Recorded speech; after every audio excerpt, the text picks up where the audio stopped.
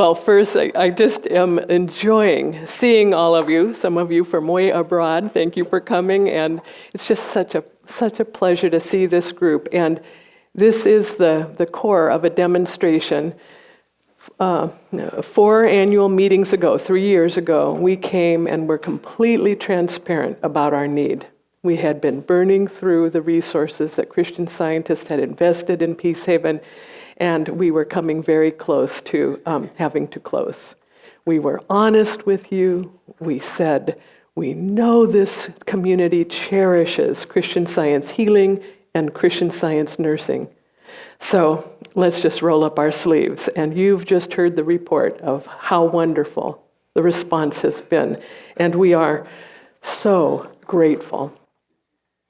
But what is the key to this remarkable turnaround that you have witnessed? What is the key to the growth in the number of programs we offer, the number of patients and residents Peace Haven serves, the growth in the size and quality of our Christian Science nursing staff?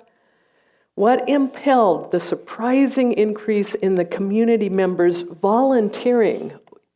I wish we could just give you, of course, in our newsletters, we are telling you all the volunteers, but we could not be functioning at this level without the professional and dedicated volunteers that we have. How did the number of donors and the amount of contributions so increase in 3 years? What's the secret? What if we could bottle it? Would you want some? Is there something you'd like to turn around in your life? I'll tell you, I am so encouraged by what I've seen that I have more confidence now in my practice because I can see what the key is. Well, I'm going to tell you the key metaphysical ideas that I've watched Peace Haven demonstrate. And of course, Peace Haven doesn't have any monopoly on it, and that's why the title of this talk is, You've Got What It Takes to. Here's the key. A right idea is inherently sustained by God. Mrs. Eddy says, supply invariably meets demand. That's the law at the heart of God's economy. A right idea is inherently sustained by God, inevitably includes its supply when it's conceived. If it's a right idea, it includes its supply. These are all, of course, corollary statements to Mrs. Eddy's classic statement, divine love always has met, always will meet every human need. In fact, I've concluded in observing this for 3 years that it's the law at the heart of God's economy, that right activity, right ideas invariably include their supply. It makes me remember how often we say to each other when a young couple is expecting, and we say, now that child will come right with its own supply. Don't we call it a complete package? It comes with its own supply. Well, that's what the board had to learn about its baby, Peace Haven. That we just did not have to worry about this. God knows. God conceives. God equips.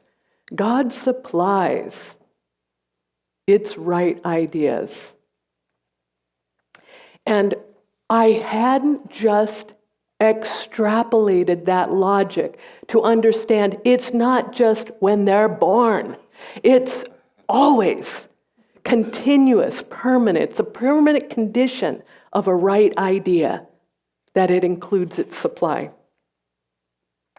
So, for you, step 1 of demonstrating that you, like Peace Haven, have what it takes is to do what Christian Science does. It resolves things into thoughts. It replaces the objects of material sense or material endeavor or material body with spiritual ideas.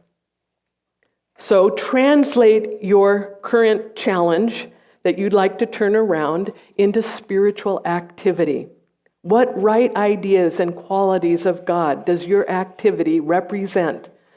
Once you've made that translation, it's much easier to see that God, of course, loves it, protects it, governs it, nurtures it, directs it, will multiply it, glorify it, that it may glorify God. Of course, that's going to happen.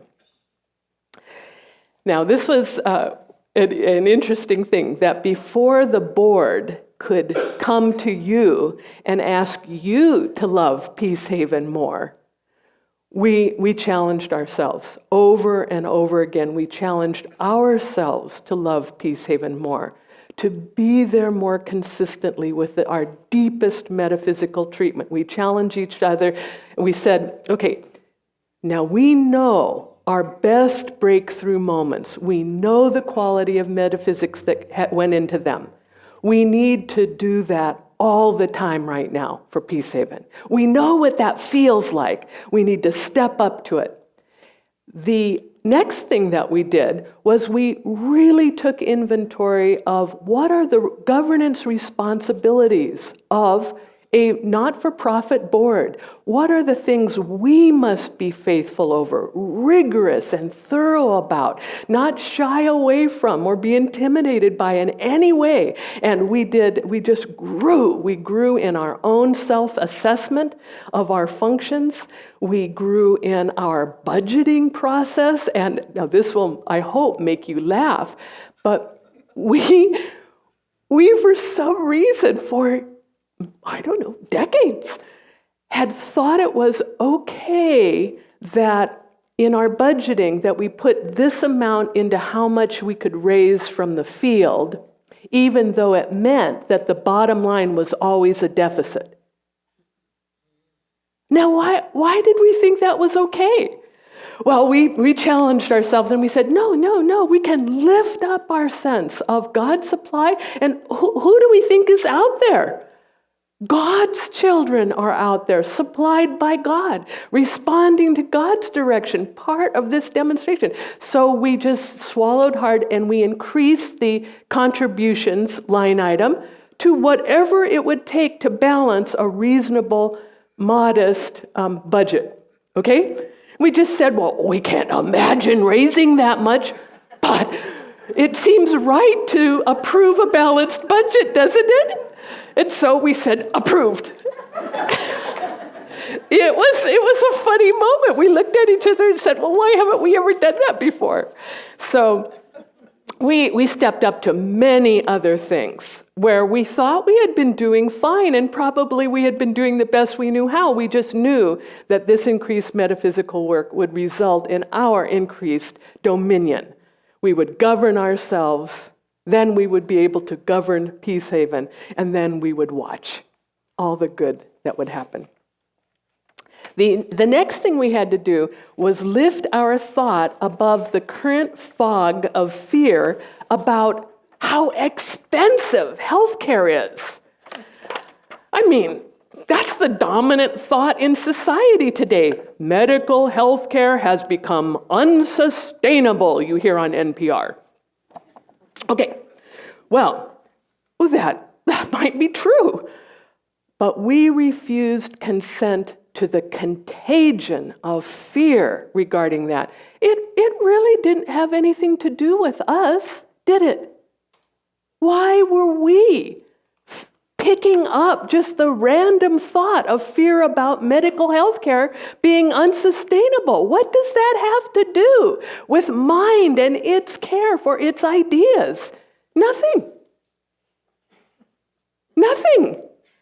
So we decided not to be afraid. Doesn't that seem reasonable?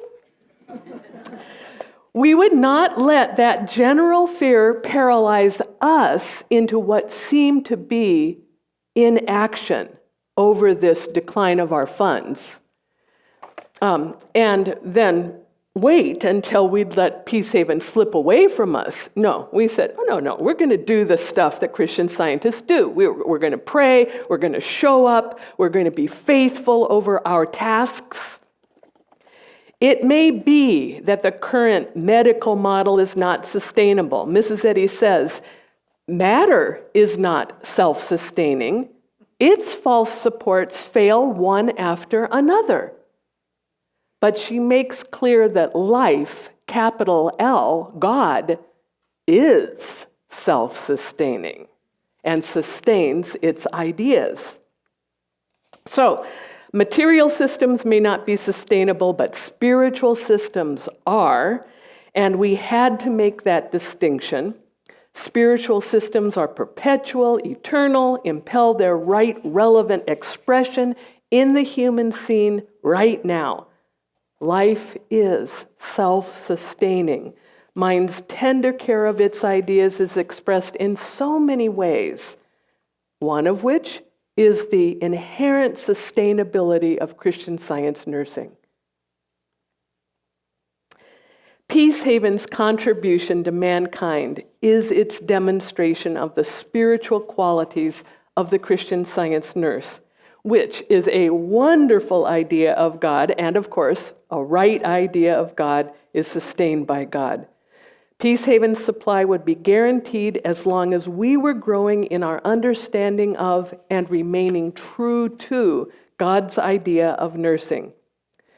Now, part of supply, complete supply of a right idea, is its defense. And so, of course, we ought to have a paragraph, don't you think, in any talk about handling animal magnetism. So here it is. Animal magnetism is that 19th century household word for hypnotism. Mrs. Eddy repurposed it to explain how evil and lack could seem so real when they are only illusion. She said it was just aggressive mental suggestion. We know that sometimes it can be aggressive. We know that it's mental in method, but we also know that it's just suggestion. And we don't have to take every suggestion we hear, right? Animal magnetism is not magnetic. We are free to exercise our right of refusal of its suggestions. Magnetism is a mistaken name. It's not a force of nature that can pull us around like iron filings. Animal magnetism is not magnetic. It's only hypnotic. And that's the good news. Hypnotism doesn't work without the consent of its subject. Even under the deepest hypnosis, the individual, if he doesn't like what's going on, can rouse himself. Back to defense of supply. Right where a right quality or a channel of supply seems to be lacking or absent, we are responsible for refusing to be hypnotized. God is present. His image and likeness is present. Man is present. Therefore, every needed quality is in fact present and being expressed. We will not be made to believe that a present quality of God, a present function of God's laws could be absent. They are present. And we will not consent to being blinded to that fact. Worry is always ingratitude in advance. We filled our hearts with gratitude for the law of supply, and voila, a demonstration. Worry and doubting blinds us to the presence of supply, whereas the purpose of love, Mrs. Eddy says, is to create trust in good. We loved Peace Haven. We could trust the presence of supply and all the good that it needed. So, the supply came. It included leadership, management, new programs, new nurses, nurses training, skilled volunteers, more people requesting our services, and of course, the community's outpouring appreciation and support. This made me realize an article that I'd read dozens of years ago, again in the classic articles, John Tutt. It's called a recompense of profit. He says, in the application of divine science to humanity, there is no such thing as a non-profit activity. Now, we are a not-for-profit corporation, but we are a profit activity. The good just keeps multiplying and blessing us all. So if you're in need of a turnaround in some area of your life, start thinking about yourself as a right idea. Just like that baby, you're still the child who comes with its own supply. Strive to express God's ideals more rigorously, be faithful over what your tasks are, and you'll discover that, like Peace Haven, you have what it takes too. Thank you.